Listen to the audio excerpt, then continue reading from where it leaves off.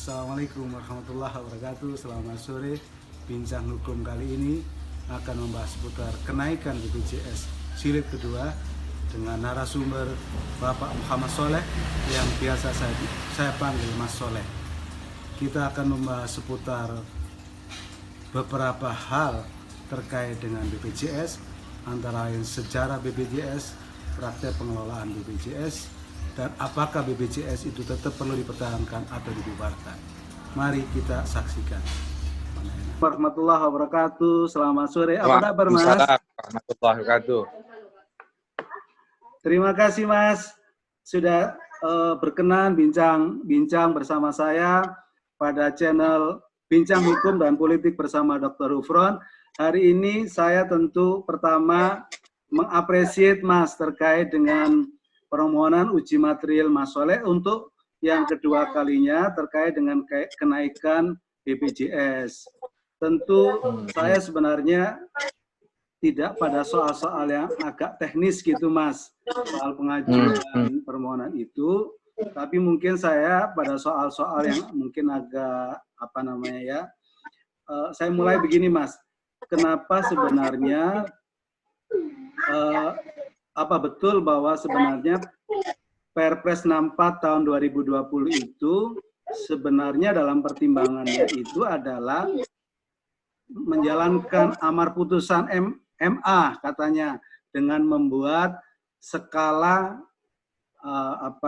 kenaikan yang berubah, sehingga itu sama dengan menjalankan perintah MA gitu. Gimana pendapat Mas Soleh itu, Mas?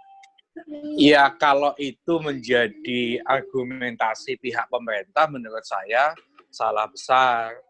Sebab yang namanya Mahkamah Agung itu tidak pernah memerintahkan kepada Presiden untuk membuat Perpres baru. Yang betul adalah Perpres nomor 75 tahun 2019 khusus pasal 34 itu dicabut. Nah, ini ada perintah untuk dimasukkan di dalam lembaran negara.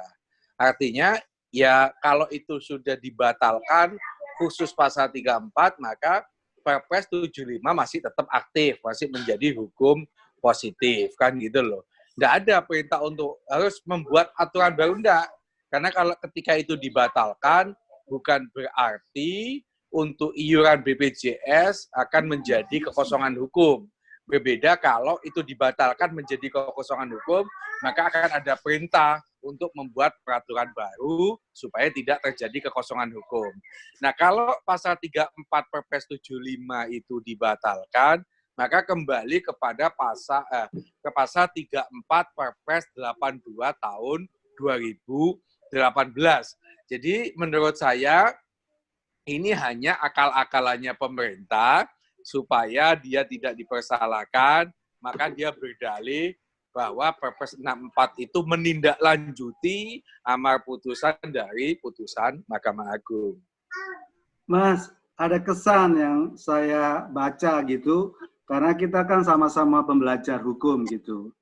Ketika kita belajar hukum, dikenal prinsip-prinsip negara hukum, salah satu prinsip negara hukum itu kan kita ini taat sama putusan-putusan pengadilan. Ada kesan yang saya tangkap bahwa pemerintah itu tidak taat gitu, Mas, dengan putusan Mahkamah Konstitusi. Bagaimana Mahkamah Agung? Gimana menurut pendapat Mas Soleh? Guyonannya begini, kok jangankan kepada Mahkamah Agung, kepada Tuhan aja nggak taat, apalagi kepada Mahkamah Agung. Jadi saya kebetulan punya pengalaman 2 apa 3 tahun yang lalu kita pernah ada kasus peraturan Permenhub terkait ojek online, terkait driver online itu dibatalkan oleh Mahkamah Agung. Nah, setelah dibatalkan, tiba-tiba Menteri Perhubungan itu membuat Permenhub baru. Tapi substansi isinya sama. Yang sudah dibatalkan dimasukkan lagi, kan gitu loh. Akhirnya kita gugat lagi, kan gitu. Kita gugat, dibatalkan lagi oleh Mahkamah Agung yang kedua, kan itu loh. Jadi kalau sekarang bicara bahwa apakah pemerintah itu tidak taat terhadap putusan Mahkamah Agung, jadi sudah ada pengalaman sebelumnya, ya memang pemerintahan kita modelnya begitu. Jadi sudah dibatalkan, masih dibuat peraturan baru yang substansinya sama. Sama dengan Perpres 64, itu selalu mengatakan bahwa kalau Perpres 75, kenaikannya itu kelas 2, kelas 1, kelas 3. Sementara Perpres 64 tahun 2020 yang naik hanya kelas 2 dan kelas 1. Sementara kelas 3 tidak naik. Ya selalu berdalih begitu. Oh ya benar. Nah, itu loh. Tetapi bukankah nanti 1 Januari 2021 kelas 3 juga naik, kan itu loh. Untuk sekarang memang tidak naik. Nah, saya ingin menyampaikan dalam diskusi ini bahwa di dalam pertimbangan hukum Mahkamah Agung itu tidak memberikan ruang kepada pemerintah boleh menaikkan kelas 2 dan kelas 1. Tidak ada. Jadi yang dibatalkan itu kelas 2, kelas 3, sama kelas 1. Jadi tidak ada ruang. Mau naik berapapun tidak ada ruang. Itu satu. Yang kedua, di dalam pertimbangan hukum itu juga dikatakan pada saat Perpres 75 ini dibatalkan, pasal 34, bahwa dalam situasi ekonomi yang masih tidak menentu, maka tidak layak BPJS dinaikkan. Nah, ini putusan dibacakan pada tanggal 27 Februari 2020. Belum ada pandemi corona. Belum ada pandemi corona saja, situasi ekonomi kita ini masih nggak bagus. Apalagi sekarang ini. Maka menjadi tidak manusiawi, menjadi tidak logis ketika pemerintah itu tiba-tiba menaikkan BPJS lagi. Mas, kalau ada seolah-olah bahwa Permenhub itu kemudian di judicial review, ada hak uji material, terus kemudian dinyatakan dia bertentangan dengan undang-undang, diminta untuk dibatalkan, tapi dia bikin Permenhub yang baru, yang substansinya sama. Ini kan hampir sama dengan yang Perpres ini kan, Mas? Iya, sama. Nah, sama juga dengan ada undang-undang jabatan notaris, Mas. Juga mengatur soal bahwa notaris itu tidak bisa kemudian diperiksa oleh polisi sebelum dilakukan pemeriksaan di Dewan Pengawas Notaris atau Dewan Kom. Itu juga pernah diputuskan oleh MK, tapi setelah itu muncul, Mas, itu, Mas. Nah, itu pertanyaan saya menjadi begini, Mas. Kita ini sebenarnya mau menang-menangan sehingga tidak taat hukum, lebih bergeser ke prinsip negara kekuasaan, ya, Mas. Gimana tuh, Mas, menurut pendapat Mas Saleh? Jadi saya melihat ini kita nggak taat hukum, tapi lebih menonjolkan aspek kekuasaannya, Mas. Jadi masyarakat tidak boleh ngeyel, tapi pemerintahnya yang ngeyel gitu. Gimana tuh, Mas? Ya, faktanya memang begitu. Yang dikedepankan itu bukan bicara soal keadilan substansinya, tetapi bagaimana saya punya kewenangan, kan gitu loh. Karena saya punya kewenangan, ya sak mau-maunya gue, kan gitu. Tetapi kalau dilihat Presiden Jokowi, menurut saya kok kayaknya orang ini orang baik menurut saya. Tidak sampailah dia itu otoriter, terus sakara PDW dia menggunakan kekuasaan. Tapi bahkan sampai saya ada guyonan, jangan-jangan Jokowi itu pada saat disodori Perpres yang baru nggak dibaca, tiba-tiba ya ditandatangani gitu aja, kan gitu loh. Karena kebijakan ini kebijakan yang bertentangan dengan kebijakan sebelumnya. Saya mengatakan misalnya di satu sisi Presiden dalam era pandemi ini memberikan bantuan sosial, memberikan listrik gratis, tapi di sisi yang lain masyarakat dicekik dengan kenaikan BPJS. Jadi ini kan sebuah kebijakan yang bertolak belakang antara yang sebelumnya dengan kebijakan yang sekarang ini. Jadi ini yang menurut saya saya tidak habis pikir dengan logika apapun, saya bisa mempertanggungjawabkan argumentasi saya bahwa munculnya Perpres 64 itu tidak didasarkan pada pertimbangan putusan Mahkamah Agung, tidak didasarkan pada kondisi sosiologis masyarakat kita. Orang lagi sibuk ngurusi corona, orang lagi sibuk cari makan, orang lagi sibuk takut mati, kok malah dikasih sebuah kebijakan yang ibarat orang mau mati itu, kenaikan itu tambah. Misalnya matinya mestinya 2 minggu, ya tambah besok sudah mati duluan saking kagetnya kan gitu. Mas, jadi orang-orang tidak takut di bandara, tidak takut di stasiun kereta api, tidak takut di terminal-terminal katanya Mas, tapi orang lebih takut kenaikan iuran BPJS katanya itu Mas. Iya, betul itu. Setuju saya. Mas, kita masih ingat dulu katanya kalau DPR itu dulu kan mengatakan saya itu sebenarnya ya posisinya di bawah Tuhan sedikit gitu, tapi di atas presiden gitu. Nah, jangan-jangan ini sekarang muncul Mas bahwa ini pemerintah itu di bawah sedikit itu di presiden di atas DPR. Karena apa? Ternyata kan suara-suara DPR juga diperhatikan itu Mas itu. Gimana tuh Mas? Gejalanya tidak memunculkan diktator gaya baru kan Mas dengan model-model seperti ini Mas? Kayaknya nah, kan kalau soal itu menurut saya itulah hebatnya Jokowi. Kenapa agak melenceng sedikit? Kenapa Prabowo dikasih jabatan Menhan? Kenapa Gerindra dirangkul? Itulah hebatnya Jokowi. Saya tidak bisa membayangkan andai kata Gerindra kemarin tidak masuk kabinet, tentu ada persoalan BPJS, akan bersuara lantang, mengkritik pemerintah habis. Tapi dengan adanya sekarang, di parlemen itu Jokowi punya parlemen yang mayoritas pendukung, ya nggak bisa apa-apa sudah. Tidak hanya soal ini, tidak hanya soal misalnya BPJS, boro-boro soal BPJS, soal BBM di negara-negara lain sudah turun semua, sekarang nggak turun-turun di Indonesia, DPR pun juga diem kan gitu. Jadi ini Indonesia sudah. Jadi kayaknya ada kesan kalau kita merasakan, katanya kan kita harus belajar dari denyut nadinya masyarakat, aspirasi masyarakat.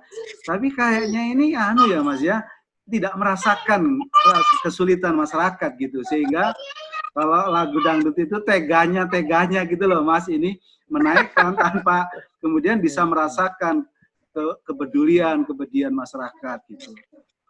Mas, itu kan soal juga yang Perpu kemarin jadi undang-undang 9 fraksi, 8 fraksi dia setuju Mas jadi undang-undang, hanya 1 fraksi. Ya iya, memang mayoritas pendukung semua, sudah selesai. Apapun lah, Jokowi mau melakukan apapun akan didukung oleh parlemen. Loh Mas, kalau Mas Soleh bilang Pak Jokowinya ini ya, menurut Mas Soleh Pak Jokowinya sih kayak aneh api gitu tadi. Lah sakjane sing ndak api sapa Mas asline Mas? Mas. Ya bisa jadi soal situasi, soal keadaan, soal negara yang tidak punya uang, soal BPJS ini, sehingga mau tidak mau daripada mensubsidi terus-terusan ngambil duit negara, ya sudahlah iurannya dinaikkan. Tapi begini Pak Ufron, ya, di dalam gugatan kita, saya itu sejak awal bicara soal BPJS ini tidak ansih iuran, tidak, tetapi secara konsep BPJS ini sudah salah. Alih-alih BPJS ini tujuannya baik, menyatukan beberapa asuransi pekerja segala macam dengan masyarakat, disatukan. Orang Surabaya kalau di Papua sakit nggak repot lagi karena itu sifatnya nasional. Nilai di awal itu baik gitu loh, tetapi karena antara pengeluaran dengan pemasukan itu tidak sesuai, maka jebol BPJS. Ketika jebol, pemerintah harus menyuntikkan dana. Nah, disuntik kok enggak sembuh-sembuh ya, habis duit. Nah, saya ingin katakan di dalam diskusi ini adalah konsep BPJS itu sudah salah. dalam Undang-Undang Dasar kita tidak ada yang namanya perintah konstitusi bahwa kesehatan warga negara itu menjadi tanggung jawab pemerintah. Itu nggak ada. Berbeda dengan pasal 34 ayat 1, fakir miskin dan anak terlantar dipelihara oleh negara. Itu amanat konstitusi. Tapi kalau untuk kesehatan itu, kalau tidak salah ada di pasal 34 ayat 3 atau ayat 4 itu hanya menyatakan negara mengupayakan infrastruktur. Kan itu loh. Itu kalau ada mungkin bisa dibuka itu, Mas. Pasal 34 kalau tidak salah ayat 4 itu, tidak salah itu. Nggak ada kewajiban, kan itu. Karena tidak ada kewajiban menurut saya, maka ngapain Indonesia ini belum negara kaya kok sibuk-sibuk ngurusi asuransi.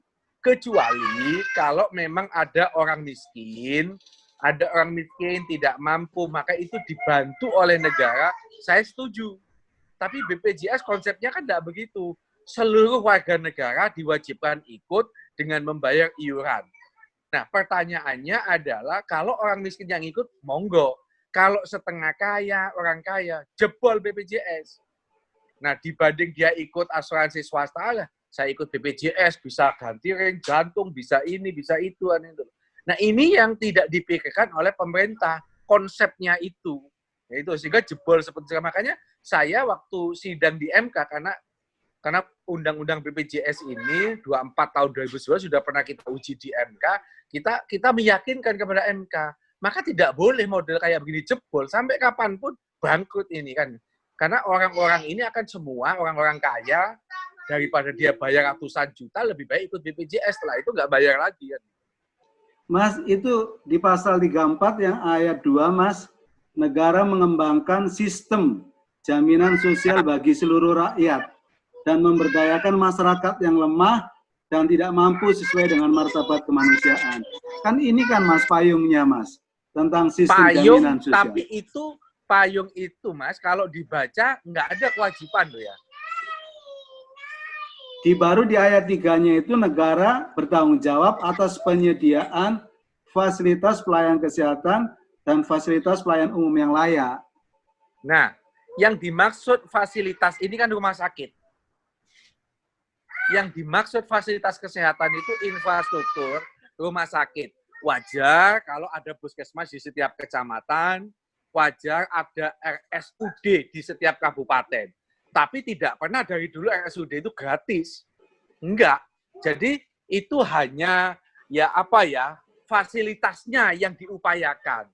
Tetapi karena negara kita belum negara kaya, maka kita tidak mampu. Muncullah rumah sakit swasta. Sama dengan soal pendidikan di pasal 31 nggak salah itu. Itu kita juga tidak ada kewajiban akan memberikan pendidikan gratis untuk seluruh rakyat, enggak kan itu. Makanya muncul sekolah-sekolah swasta yang bisa membantu upaya dari pihak pemerintah. Kalau itu dalam pendidikan, kesehatan juga begitu. Nah, sekarang ini kan menjadi lucu ketika ada BPJS, asuransi sosial, muncul asuransi swasta. Asuransi swasta nggak boleh masuk, nggak boleh bersaing dengan BPJS, padahal dari segi kualitas, dari segi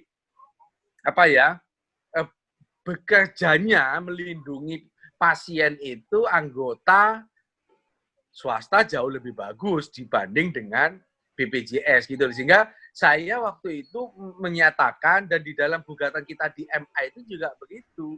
Kita ingin yakinkan bahwa ini sudah salah konsep sejak awal. Memahami konstitusi, tidak ada perintah kewajiban, tapi alih-alih negara itu tiba-tiba seakan-akan ini menjadi wajib, tapi orang dipaksa ikut. Kan tidak boleh. Misalnya Pak Ulfan ikut sendirian, nggak boleh, harus dalam satu kakak. Anak kecil yang ikut kita wajib semua ikut gitu. Jadi di satu sisi yang namanya kalau wajib itu kan kewajiban negara, bukan kewajibannya masyarakat kan itu loh. Kalau itu dianggap sebagai sebuah kewajiban. Wajibnya tadi mengupayakan asuransi sosial, membangun fasilitas-fasilitas kesehatan, bukan menggratiskan biaya-biayanya itu. Loh Mas, kalau begitu kita ini kan salah konsep gitu Mas ya. Terus yang kedua dari segi kelahirannya wis salah gitu menurut Mas Soleh. Tidak ada cantolan hukumnya di dalam konstitusi yang mewajibkan itu. Tetapi dalam prakteknya, dalam tata kelolanya juga mismanagement gitu Mas. Banyak kecurangan gitu Mas. Banyak kesalahan-kesalahan. Itu ada di dalam pertimbangan putusan MA itu. Pertanyaan saya, lantas gimana Mas? Apa memang perlu dibubarkan BPJS ini? Ataukah kemudian ada solusi bahwa hanya khusus orang tidak mampu yang menjadi anggota sehingga tidak perlu harus mewajibkan kepada seluruh masyarakat? Gimana tuh Mas? Pilihannya ada dua. Kalau saya berpendapat, satu dibubarkan BPJS, kembali kepada jam kesdam, masing-masing daerah mengelola orang-orang miskin itu ditanggung oleh pemerintah daerahnya masing-masing, seperti yang dulu. Itu pilihan pertama. Pilihan yang kedua, BPJS tetap ada, tetapi hanya orang miskin yang dia boleh ikut BPJS. Kalau ada orang kaya mau ikut, maka harganya tidak seperti sekarang. Kan selalu BPJS itu mengatakan kita ini banyak mensubsidi. Kalau asuransi swasta itu per bulan bisa sampai 200.000, kita kelas 1 aja masih 80 misalnya kayak gitu. Nah, ya sudah profesional. Untuk orang di luar orang miskin, maka tarifnya seperti asuransi swasta. Tetapi pertanyaannya kan begini, kalau masyarakat itu mau ikut BPJS dengan model perilaku dia seperti sekarang, tentu orang nggak mau dong. Saya selalu mengatakan BPJS itu bukan asuransi, malah cenderung dia kalau dalam tanda petik itu seperti tukang pala. Kenapa saya katakan seperti tukang pala? Karena dia itu hanya meminta, bayar iuranmu. Pada saat ada orang sakit, saya misalnya sebagai peserta sakit, mestinya saya itu hubungannya tidak dengan rumah sakit ANSI, tapi dengan asuransi saya. Karena Anda itu saya bayar. Maka Anda ikut bertanggung jawab bagaimana saya masuk rumah sakit, bagaimana pelayanan rumah sakit itu bagus atau tidak. Kalau enggak, ngapain saya ikut asuransi Anda? Inilah yang kalau kita ikut asuransi swasta. Saya misalnya keluarga saya kalau ada yang sakit, saya tinggal telepon agen dari asuransi, semua proses itu agen yang ngurusi di rumah sakit. Kita tinggal tidur, disuntik, minum obat, selesai, pulang. Tapi ini kan tidak kita temukan untuk asuransi BPJS.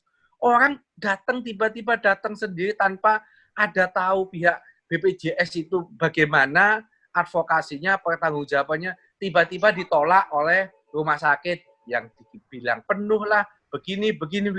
Maka dia pergi-pergi sendiri, cari-cari sendiri. Sehingga tidak ada rasa tanggung jawab BPJS sebagai orang yang lembaga yang menerima duit itu loh. Oh ini saya bisa kaya, saya bisa survive itu karena ada iuran anggota. Nggak ada. Makanya saya dalam bahasa itu kayaknya kayak tukang pala akhirnya dia. Selesai. Kan gitu loh. Mas tuh tadi kembali ke ini. Awalnya kan itu adalah hak bagi masyarakat yang tidak mampu. Terus dalam perkembangannya itu kan kepesertaannya menjadi wajib, ya Mas ya? Yang kemudian betul. Itu dilengkapi dengan sejumlah sanksi terkait dengan persoalan pelayanan publik. Gitu. Itu gimana tuh Mas pendapat Mas Soleh Mas? Nah, kalau soal itu seperti tadi sudah saya sampaikan, pasal kewajiban itu diatur pasal 14, kalau tidak salah huruf B, Undang-Undang 24 tahun 2011. Nah, itu sudah kita gugat di Mahkamah Konstitusi. Asuransi itu adalah hak. Asuransi itu adalah hak. Hak bagi warga negara. Saya pengen supaya kalau saya sakit ada jaminan, saya tidak bingung-bingung cari uang lagi, maka saya pakai asuransi. Nggak saya pakai, ya nggak apa-apa namanya hak kok. Karena hak itu punya implikasi saya harus bayar iuran. Nggak masalahnya tiba-tiba ketika hak itu dijadikan kewajiban, semua penduduk wajib ikut BPJS, ini menjadi salah kaprah kan gitu loh. Yang mestinya itu kewajiban pemerintah menjadi hak kita, ini kebalik. Menjadi kewajibannya masyarakat, menjadi haknya pemerintah untuk mendapatkan juga.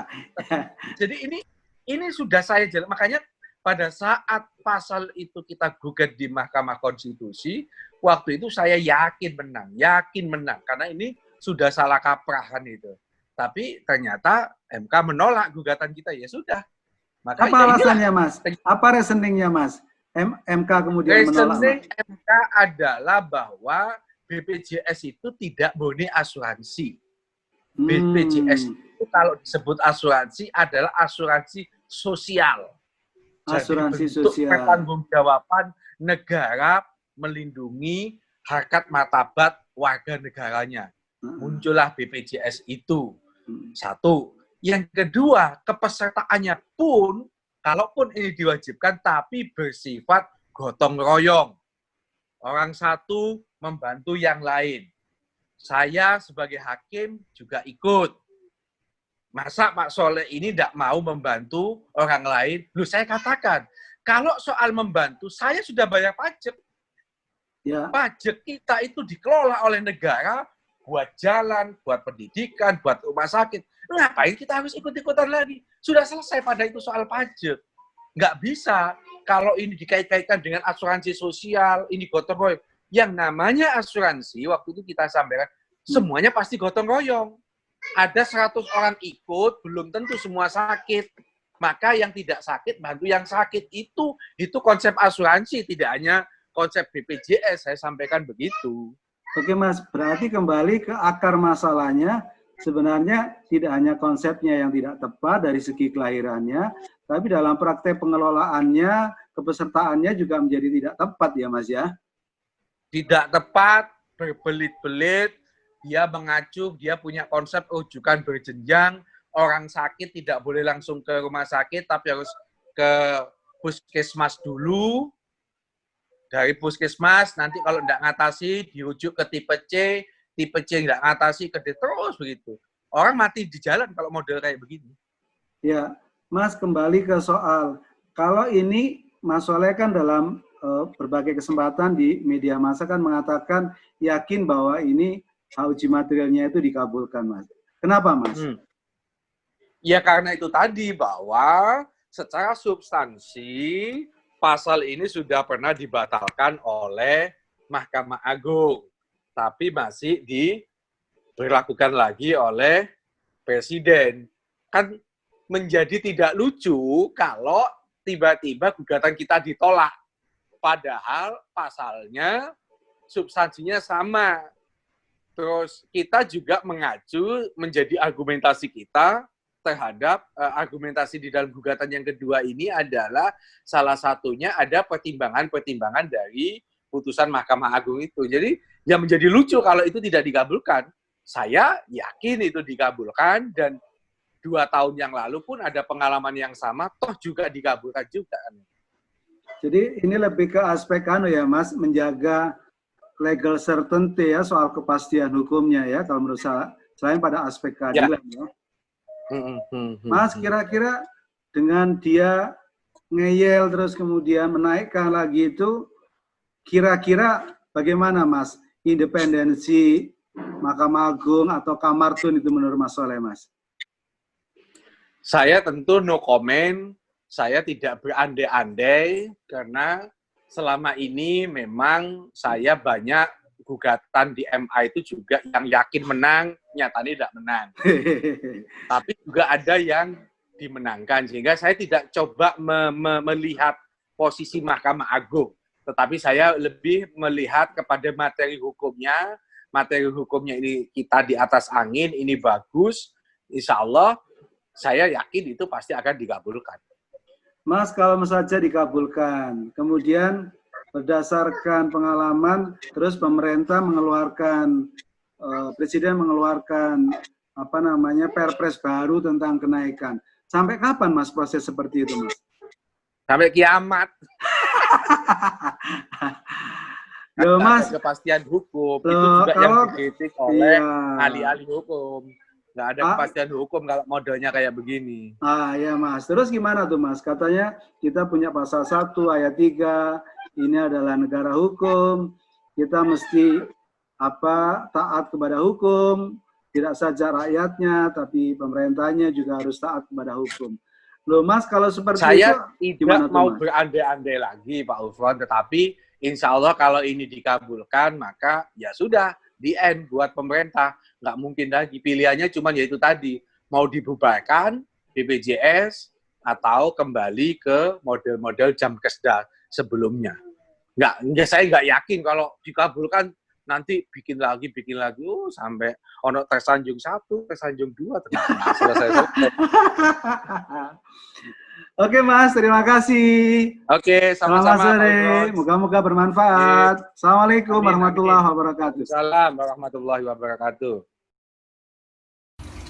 Pemirsa, dari Bincang Hukum dan Politik bersama Mas Soleh dapat ditarik kesimpulan satu, bahwa sejak kelahirannya sesungguhnya BPJS itu dimaksudkan untuk kepesertaannya bagi orang-orang miskin dan tidak mampu, tetapi dalam perkembangannya telah bergeser tidak saja kepesertaannya bagi orang-orang yang tidak mampu, tapi juga pada orang-orang yang kaya. Yang kedua, bahwa BPJS itu sesungguhnya dari sejak kelahirannya merupakan hak, tetapi belakangan bergeser BPJS kepesertaannya menjadi wajib bagi tiap-tiap warga negara. Berikutnya, bahwa dalam pengelolaan BPJS ternyata masih banyak kecurangan atau fraud di sana-sini, maka ke depan menurut Mas Soleh perlu dilakukan reformasi. Satu, apakah BPJS akan dibubarkan dengan kembali kepada jam Kesmas dan jam Kesda. Yang kedua, dan BPJS dikembalikan kepada ruh yang semula, yaitu diperuntukkan bagi orang-orang yang miskin. Terima kasih pemirsa yang sudah mengikuti Bincang Hukum dan Politik kali ini. Insya Allah kita ketemu pada edisi berikutnya. Assalamualaikum warahmatullahi wabarakatuh.